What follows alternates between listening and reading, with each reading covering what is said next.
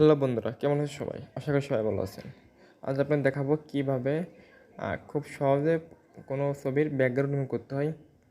এটা HD quality পাওয়া যাবে, খুব সুন্দরভাবে রিমুভ করতে পারবেন জাস্ট 1 সেকেন্ডে। তো এটার জন্য আপনার প্রথমে যেতে হবে প্লে স্টোরে লিখতে হবে ফটোরুম।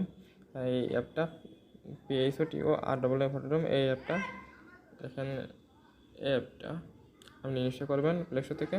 তো এটা আমার প্লে স্টোর অলরেডি ইনস্টল করা আছে। আমরা জাস্ট অ্যাপের ভিতরে যাচ্ছে।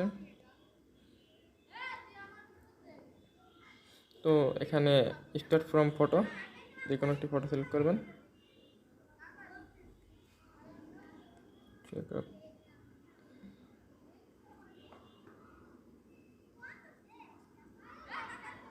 হ্যাঁ, এটা সিলেক্ট করে স্ক্যানিং হচ্ছে। অবশ্যই ডাটা কানেকশন অন থাকতে হবে। হ্যাঁ, এখানে হোয়াইট মানে হোয়াইট ব্যাকগ্রাউন্ড, এখানে ট্রান্সপারেন্ট মানে কোনো ব্যাকগ্রাউন্ড নেই এটা। আর আপনি এখান থেকে ইচ্ছে মতন যে কোনো ব্যাকগ্রাউন্ড সিলেক্ট করতে পারেন। একদম ডিএসএলআর কোয়ালিটি পাওয়া যাবে। বিভিন্ন ধরনের ব্যাকগ্রাউন্ড আসবে,